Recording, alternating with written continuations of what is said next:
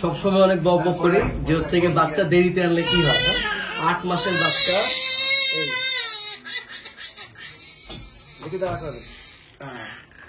8 মাস বয়সে বাচ্চা আসে, আরেক জায়গা থেকে প্লাস্টার করে ক্লাব ফুট নিয়ে এখন হচ্ছে আলহামদুলিল্লাহ পুরোপুরি ভালো।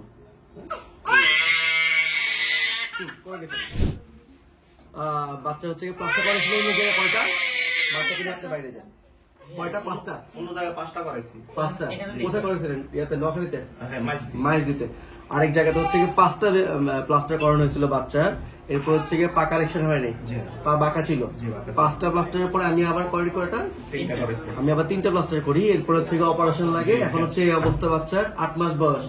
এখন তো আলহামদুলিল্লাহ পুরোপুরি সোজা। হ্যাঁ জি, আলহামদুলিল্লাহ ভালো আছে এখন। হ্যাঁ, এখন হচ্ছে গিয়ে পা পুরোপুরি সোজা, মানে এই না যে হচ্ছে গিয়ে পুরোপুরি পা টেনশন মুক্ত। ঠিক আছে, টেনশন কিন্তু এখনো আছে, সেটা একটা টেনশন এখনো আছে। হচ্ছে গিয়ে রেগুলার ব্যায়াম করাইতে হবে, জুতা পরাইতে হবে এবং ফলো আপে থাকতে হবে। অন্য বাচ্চার থেকে এই বাচ্চা ক্রিটিক্যাল অনেক বেশি, কারণ এই বাচ্চা অলরেডি একবার রিল্যাপস হয়েছে, মানে আগে বাঁকা ছিল, প্লাস্টার হয়েছে, এরপরে আবার বাঁকাইছে, আবার প্লাস্টার হয়েছে, আবার একটা অপারেশন হয়েছে, এরপরে আলহামদুলিল্লাহ পা পুরোপুরি সোজা। আর 8-10টা বাচ্চার তুলনায় ওর কেয়ার হবে অনেক বেশি, ওর ফলো আপ বেশি, ওর জুতার টাইম বেশি, ঘন্টা বেশি, সবকিছু বেশি। ঠিক আছে, আর হচ্ছে গিয়ে যেটা ইম্পর্টেন্ট, ওর চেষ্টা করবেন 1-2 ঘন্টা পর পরই যেন হচ্ছে গিয়ে রেগুলার ব্যায়ামটা করানো হয়। ব্যায়ামটা যত বেশি করাবেন, যেহেতু বাচ্চা 8 মাস হয়ে গেছে, অনেক বড় বাচ্চা, এখন তো পা পুরোপুরি স্বাভাবিক, আলহামদুলিল্লাহ পুরোপুরি ফ্ল্যাট, একটা স্বাভাবিক বাচ্চার মতো। হ্যাঁ, পুরো 2টা পা মাটিতে বসতেছে, পুরোপুরি পায়ে দাঁড়াইতেছে। এটা হচ্ছে আপনাকে এনশিওর করতে হবে, কেননা ফলো আপে আসবেন হয়তো 1-2 মাস 3 মাস পর পর, তো বাচ্চাকে রেগুলার দাঁড়া করাই দিবেন। দাঁড়া করাই দিয়ে 2 হাত দিয়ে দাঁড়া করাই দিয়ে দেখবেন পা বসে নাকি, খালি পায়ে, একেবারে খালি পায়ে। যখন ব্যায়াম করাবেন, ব্যায়াম করার আগে দাঁড়া করাই দিবেন, টাইট করে 2 পা ধরে। যদি না দাঁড়াতে চায়, 8 মাসের বাচ্চা দাঁড়াতে চাবে না, ধরে ফ্ল্যাট সারফেসে দাঁড়া করাই দিবেন যে পা বসতেছে। এরপর হচ্ছে ব্যায়াম করাবেন, তারপর হচ্ছে জুতা এনশিওর করতে হবে 23 ঘন্টা যেন জুতা থাকে। ঠিক আছে, এটা যদি মোটামুটি 1-1.5 বছর মেনটেন করতে পারেন, তাহলে কোনো টেনশন নেই। আর যেহেতু প্রথম থেকে পাটা হচ্ছে গিয়ে প্রপারলি কারেকশনে আসে না, এবং কারেকশনে আসে নাই, প্লাস্টার পরে বাঁকা ছিল, আবার প্লাস্টার, আবার অপারেশন, সো অনেক ক্রিটিক্যাল হয়ে গেছে বাচ্চাটা। হচ্ছে রেগুলার ব্যায়ামটা এনশিওর করতে হবে, মাস্ট। ব্যায়ামটা করতাম যে 1-2 ঘন্টা পর পর জুতা খুলে, 1-2 ঘন্টা পর পর জুতা খুলে ব্যায়াম করবেন, আবার জুতা পরা যাবে। ব্যায়াম করার পর পরে জুতা পরা যাবে।